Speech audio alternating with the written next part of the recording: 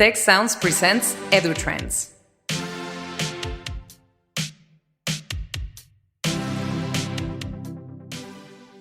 Today I have the pleasure to be with Mike Thiruman, General Secretary of Singapore's Teacher Union. Hi, Mike. Hello. Thank you for being with us. Well, thank you. It's a pleasure to be here. So, Mike, you're here for our international conference on education innovation, and we are very happy to have you. And, Singapore is a country that is recognized for its educational system. This country that has invested a lot in has understood that education is very important. I think that understanding is born out of necessity because we don't have any other resources at all. We are an accidental nation. Hence we understand that people are our only resource. So if we need to develop anything, it's to develop people. Hence our heavy investment in education and focus. I think it's not just a government, it's a cultural norm for Asians to invest in education. Yeah. So education is very important in the culture of Asians in general. In general, I mean, especially in the Chinese culture, and Singapore is 75% Chinese. Right, so that comes within the societal aspect, and then the government just leverages on that. So if you see our PISA performance or international performances in international tests, benchmarking, we do well.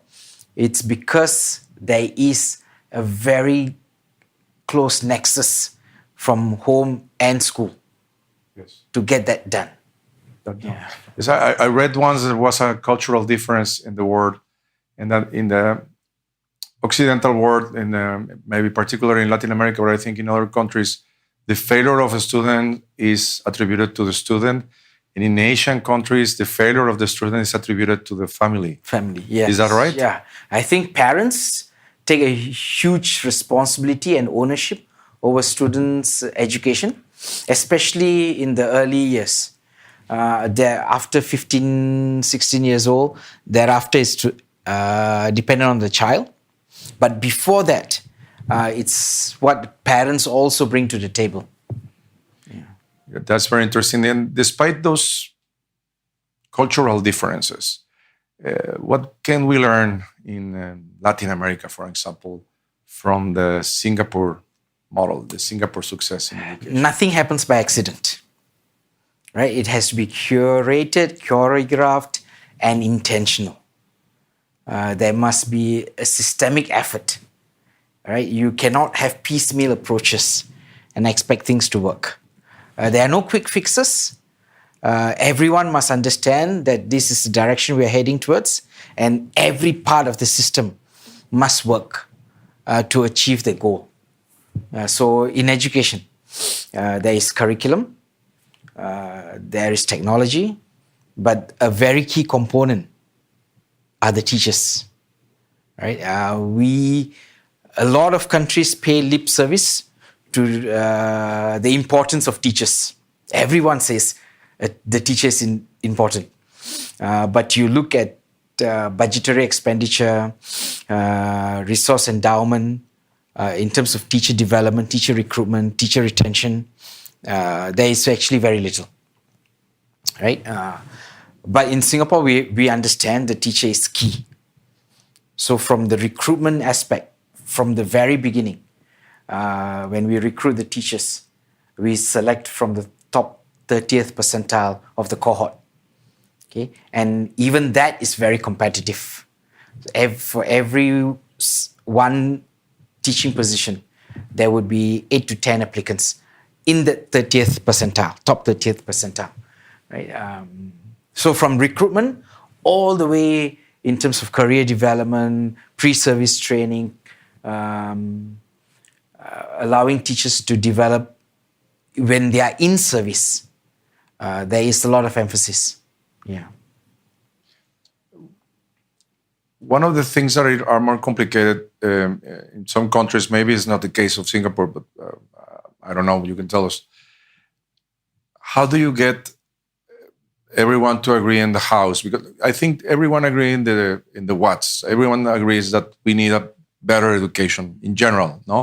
No one says I don't want a better education for my children. But how do you make everyone agree in the what's in the house so that people are not pointing in different directions? I mean, faculty or students, professors. How you convey a single vision and make everyone work in that direction? We must create the buy-in, right, amongst the public, amongst the teachers, with the education professionals in the lead, right? I think the greatest issue is there are too many cooks when it comes to education, right? When that happens, nothing good happens, right? We must understand. There are very few people who intervene and say this is what the defense of a country should be, right? But when it comes to education, because we all have gone through schools, we all think we know what education should be. So we all can speak about it. Hence, it creates, we all seem to be experts in education. That is the greatest danger now, right? In Singapore's case, that alignment happens because it is aligned to the economy. All right, what is the economy's trajectory? Where do we want to go in 10 years, 15 years, 30 years? Can we plan towards it? When in 30 years' time, if I want to develop, in 15 years' time, if I want to develop this particular industry, would I have the manpower, skilled manpower to get that done? Right? So there is a very close relationship in Singapore's education system vis-a-vis the economic outcomes that the country tries to achieve. It may not be so in other countries, right? So the alignment becomes more diversified in other countries. But core skills, we should know what we want to develop in our students and work towards it. Right? So I think in Singapore's case, the alignment happens because we are clear about our fundamentals, that at the end of the day, when the child graduates, he must have gainful employment. Right? Either he does something on his own or is able to be employed. If that too does not happen, then the education system has failed. Right? Then we work backwards or work forwards in terms of economic planning. In 15 years down the road, what are the industries we are looking at? Right?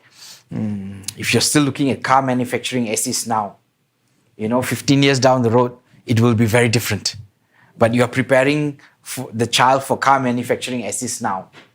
He's not going to have a job. Right? Then we have failed. The society has failed. Right?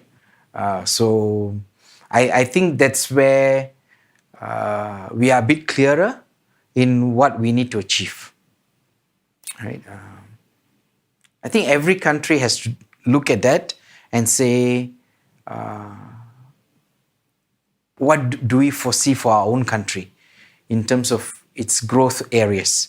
It's well and nice to talk about education as a holistic endeavor, to develop the child.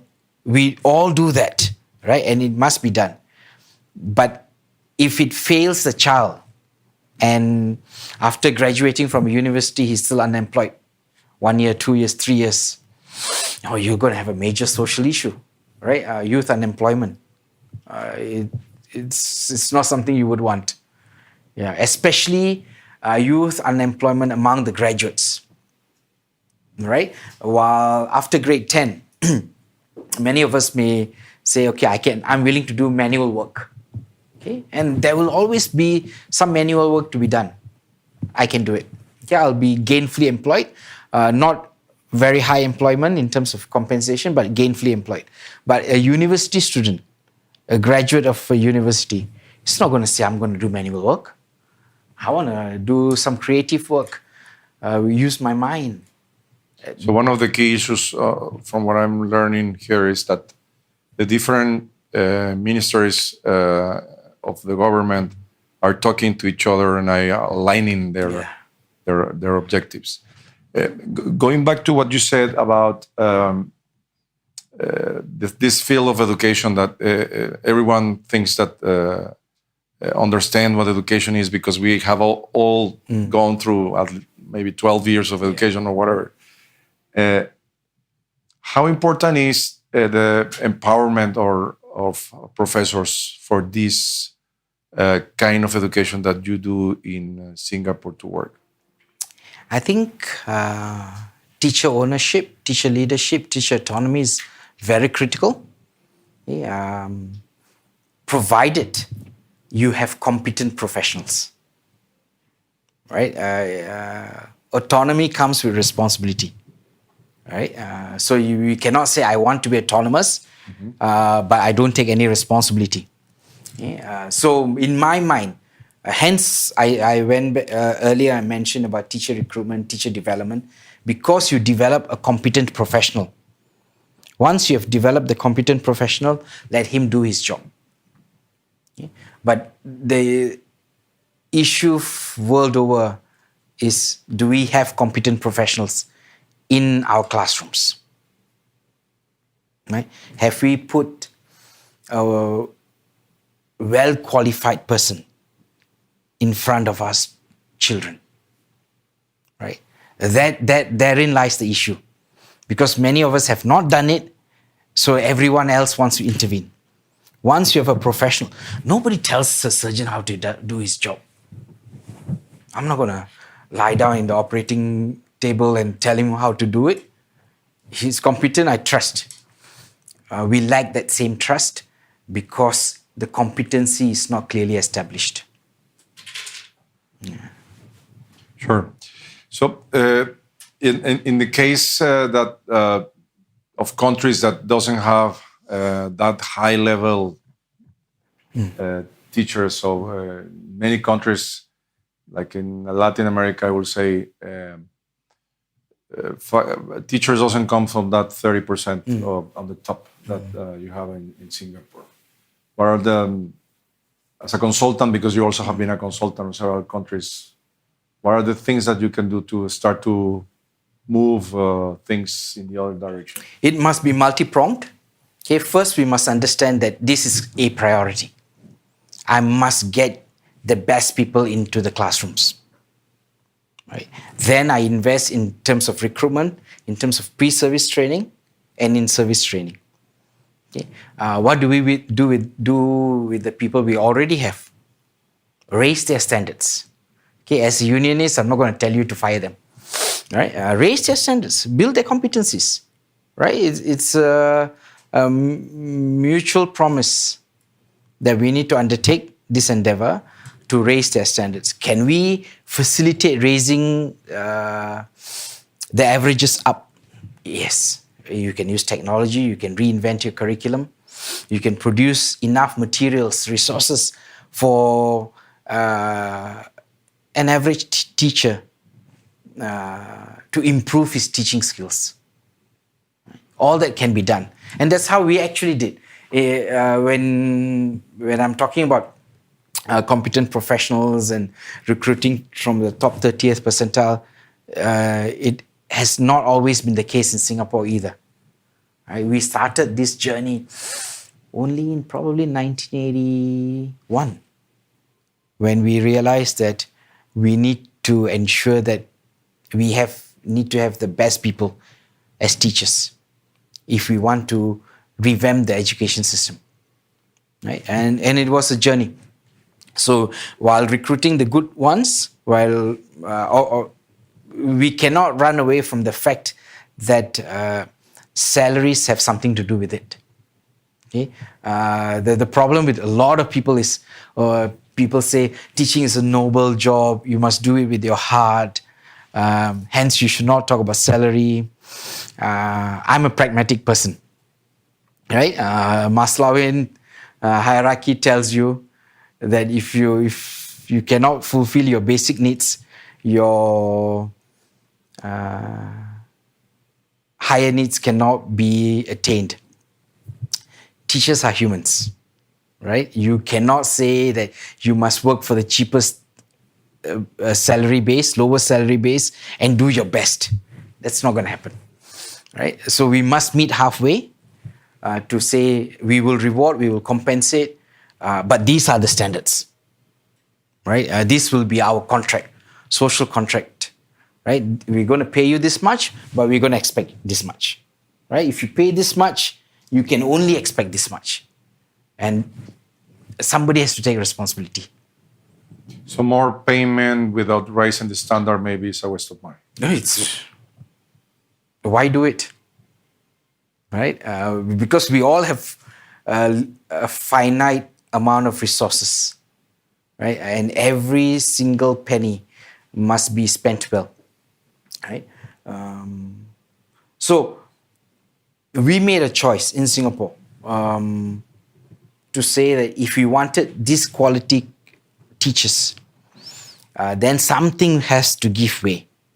And one of the things that has given way, or in terms of compromise, is our class size, right?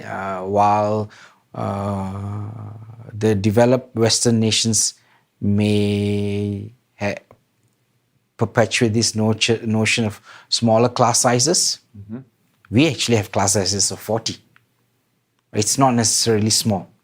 But the choice, the alternative is you split the class, 20 each, and then you have to lower the standard of teachers. You have to double the number of teachers. Hence, you will eventually lower the standard of teachers. Because you have to pay less. There's You have not to enough pay money. less. You need 2 people, right?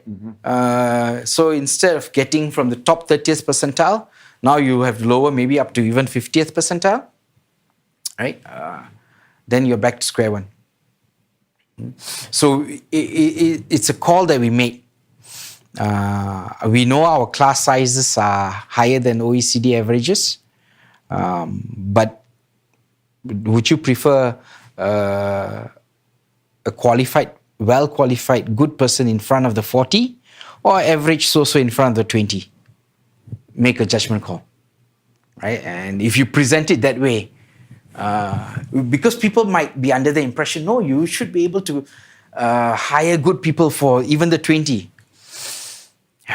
Reality is such that it's not going to happen, right? You still have to pay, you still have the classroom sizes, the kind of resources that are needed.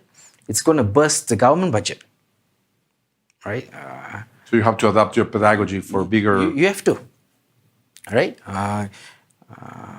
But even in a classroom of 40, I can still have every child talking, right? Again, it comes back to, as you said, pedagogy.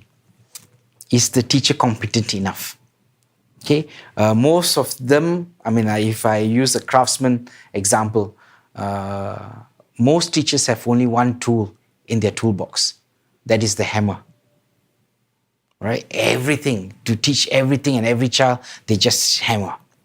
And they think it fixes the problem. It doesn't. Sometimes you need a screwdriver. Sometimes you need a saw, right? But you've only a hammer in your toolkit. That's all you're going to use. And it's not going to be effective, right? So skills development of teachers is very important. Integration of technology is important. A lot of schools invest a lot of money in interactive smart boards. But if you actually go into classrooms and observe, teachers still actually use them as a blackboard, right? Because they don't know how to use it. So we have technology and we say technology has arrived in our classrooms. I'll say, think again. It has not. You've just replaced a cheap blackboard with a very expensive smartboard. That's it. The teaching style has not changed, right? Your teacher just uses a digital platform. That's it. It has not transformed teaching. Whereas it can transform if you have actually equipped the teacher, right? There's lack of follow-through in terms of even professional development.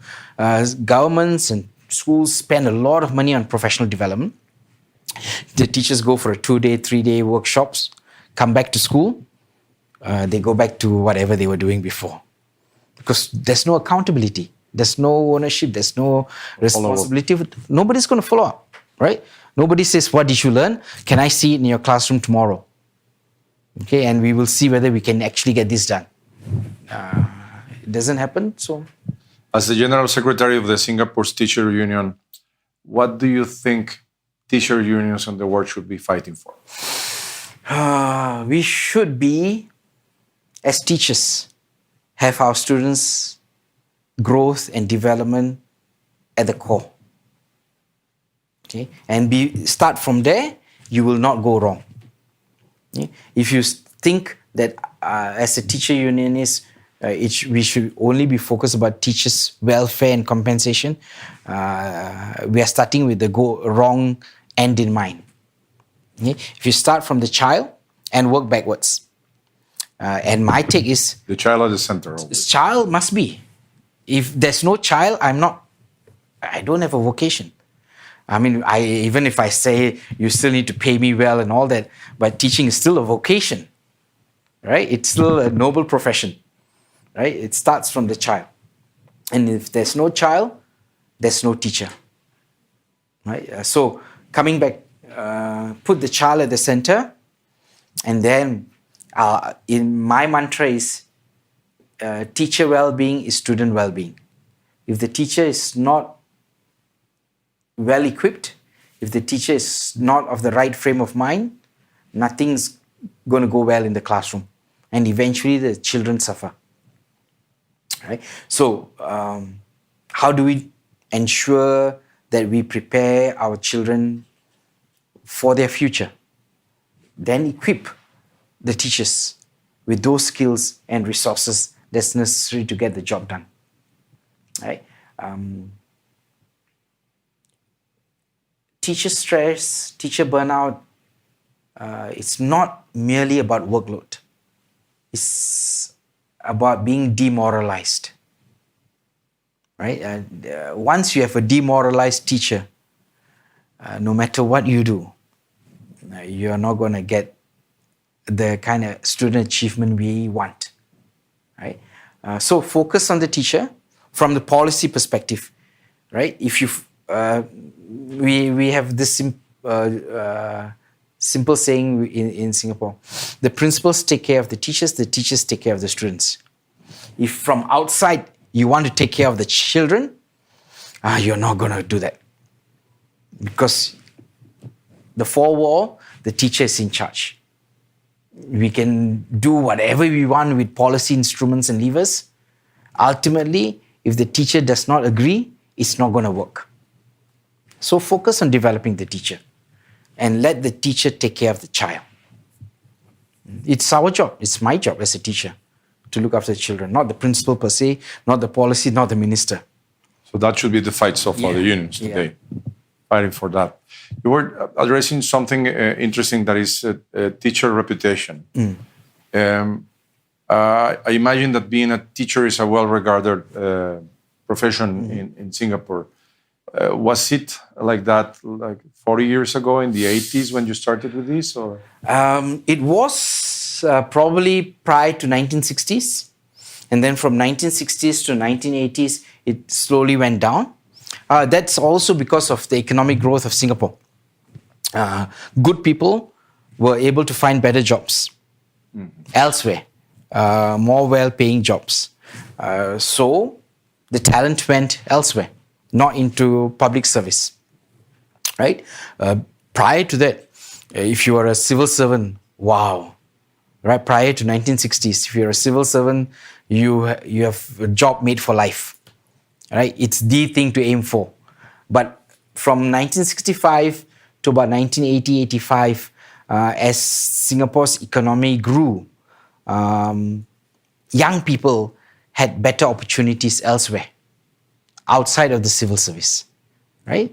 So once talent goes out, talent's not coming into teaching, people think they know better than the teachers, then the respect and the status of teachers in society will go down. Okay? So there was a dip, probably from 1970 to 1985. in terms of the respect for teachers, right? And hence I said in about 1981, we re-looked at this whole thing and said, let's get the best people back into teaching, all right? You must be good to be respected. It's as simple as that. Nobody's going to respect you if you're no good, right? So if good people don't come into teaching, good as in morally as well as in terms of technical competency. Both of them. Yeah. If good people don't come into teaching, nobody's going to respect teaching, right? So once we started building up the teaching cadre, then people started respecting teachers again. So if now the education minister goes to parliament and says he needs to raise teachers' salary, nobody's going to quibble about it, right? In fact, as a union, currently I don't talk about teachers' salary to my minister at all. Because they know themselves that it has to be taken care of. It's the baseline, right? Let's talk about teacher well-being, welfare, competencies, their overall status within the school, professional competencies. That's what we actually discuss. Yeah. Well, But it has to be built, right? But bottom line again, it's cyclical, right? It can be a virtuous cycle or vicious cycle. It's for us to decide what we want. yes, many countries are now in a vicious circle. Yeah. So we think that we can learn a lot from your example. That is, this is a marathon. It's not a 100-meter run. No? You have to do it over time, really, to get it done. What are the things that have changed in the last 5 years that now are worrying you? What are the things that now teachers have to take into account that were not there 5-10 years ago? Within Singapore, it's about status quo, norm, the comfort zone, right? But we understand the world is changing very fast and rapidly, and there are a lot of disruptions. Those disruptions have not come into the schools yet, right? Hence, we think it's not going to, or it's not within our lifetime. It's something that we need to start thinking about very seriously. Because honestly, the classrooms more or less look like they were 10, 15, 20, 30 years ago. Nothing much has actually changed. As I said, I may have a smart board, but it's not quite smart, right? Whereas in the world outside, everything has changed. So that's my greatest fear, right? We think we can go on teaching the way we have been doing because it worked for us. It will work for the kids. Unfortunately, the world is very different, right? You look at in 1984, Singapore would have looked to Switzerland as a benchmark. To say in 15 years down the road, we want to have achieved a Swiss standard of living, right? We no longer do, right? There are pockets of cities in China that have much better infrastructure than anyone else in the world, right? In terms of talent development, there are pockets of talent development in India, like your IITs, which are much, much better than even MIT, right? So things have shifted. That's where we need to understand, we need to shift. We no longer have a benchmark per se to follow. We are at the threshold of creating something new on our own, and we must be ready for it. But the issue is the waves are a lot shorter now. The cycles of development are far, far shorter. Disruptions happening here everywhere. Are we ready for it? Right? Schools have not changed. That is my greatest fear. We think we can go on teaching using a textbook. Seriously, in this day and age, textbook. We are quite remiss if we think we can use the textbook to teach. But we still do. Everybody still does. That's the danger. Very, very interesting, the challenges that you see. And it goes very well with the next and last question I want to ask you here in this conversation that we're having. What do you see for Singapore's education system and teachers in the next 10 years? What do you either what you see or what you want to see? We need to innovate. We need to adapt. We need to decide in the classroom how we want to change things. The broad benchmarks are there. Baselines have been established, at least in Singapore's case. Then again, put the child at the center, every child, and create multiple pathways. There's no longer a single diet for everyone. There's no one size fits all. No, it definitely has not been. It will no longer be. All right. I'll give you an example. My eldest boy just finished college, so he finished GCE A levels, and he's going to go into army. He's a kayaker. He's an avid sportsman. So he needed a curriculum that will fit, right? But I think it has not quite fit him yet.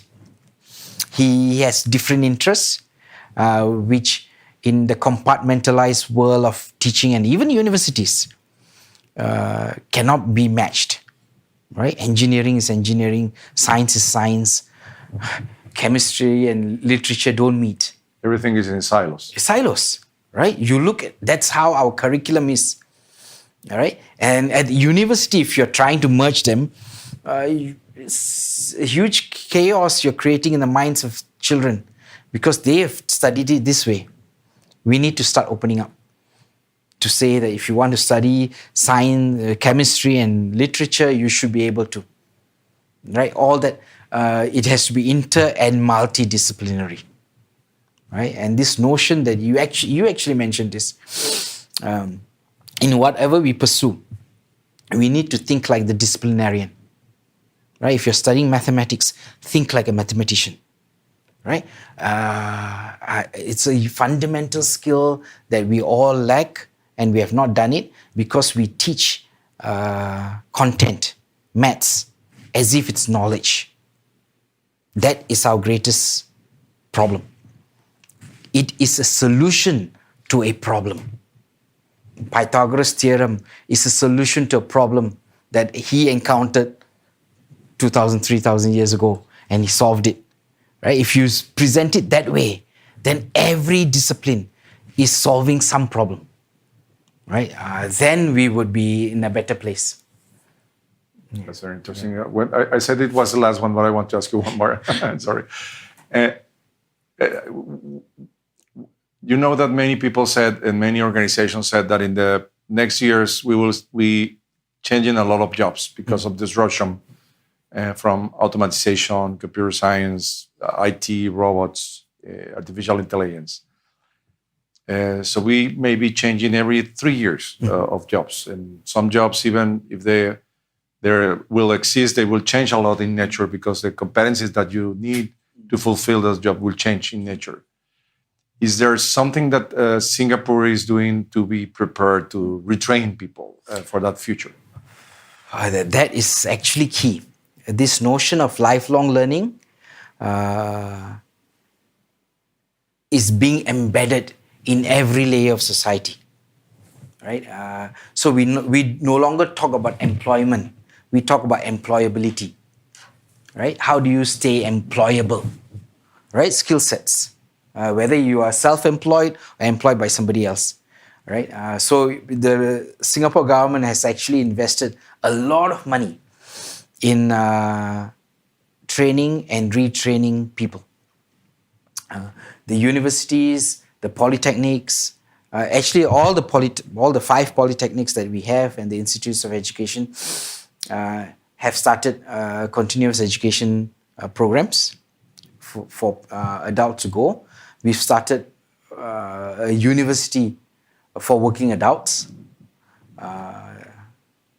The government has given, they call it Skills Future Credit, $500 for every single Singaporean who's above 25 years old.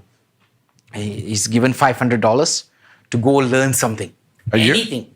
Every year? It started, so the government has not plowed in money into it because not much of it is being used. At the moment, I think only about 30% of that money has been used. So the government is not going to plow in any more money. But if it's going to be depleted, the government is more than happy to plow in. So just to encourage people to go learn anything. Does not have to, it's the money that the government gives you for you to just study, learn something new. Right? It need not be your job related. It can be anything. Go learn a new language. Okay? We just want to encourage this notion that we must continuously learn. Learning never stops. Right? Take up a course, be it formal, informal, bite-sized, PhD, anything. Learning is a journey, not a destination. So that's how we have framed our education for the kids now. And we have 4 outcomes to achieve when a student graduates from general education. One is to be a confident person. The other to be an active contributor, a concerned citizen, and the key one, a self-directed learner. Okay? So we need to ensure that we achieve these 4 outcomes in the child, that he's always passionate about learning. So one of the key fundamental restructuring of the system is to, I wouldn't say bring back, to actually instill this joy of learning. Okay, so we are looking at whatever kills the joy of learning to take it out and do something about it.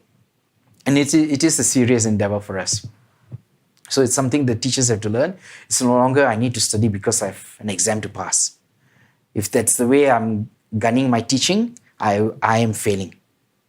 Right? I'm learning because I enjoy learning. Hence, again, going back to this notion of thinking like a disciplinarian. If a mathematics teacher actually thought like a mathematician and to encourage this passion for learning, right? I think no scientist is like going into his lab say, oh, I don't want to go, I don't want to do this. He's there because he's driven, he's passionate about it, right? And if a teacher who of mathematics thinks like a mathematician and infuses a joy of that thinking in her classroom, I'll be interested in mathematics. Of the discipline. Discipline, right? Because I'm wow, this is amazing, right? But not many teachers have that attitude towards teaching and learning, right? So joy of learning and this notion of lifelong learning, it's something that we are very aggressively pursuing to instill, not just in our kids, but even in our working adults, right? But for working adults, slightly easier in Singapore's case, because the disruptions are far closer to us.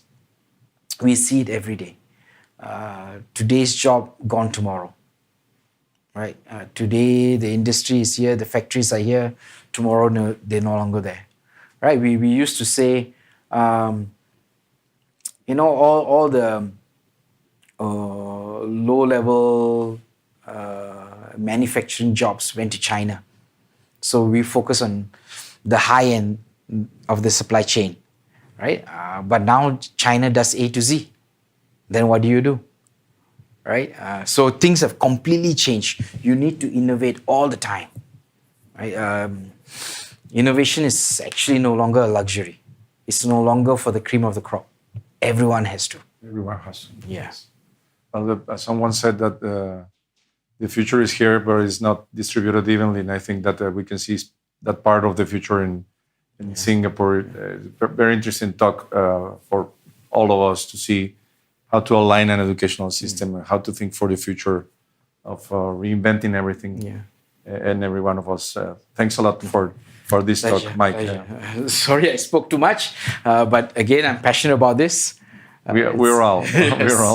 And thanks for being here in Monterrey in our International Conference of Education and Innovation. Thank you. Thank you very much.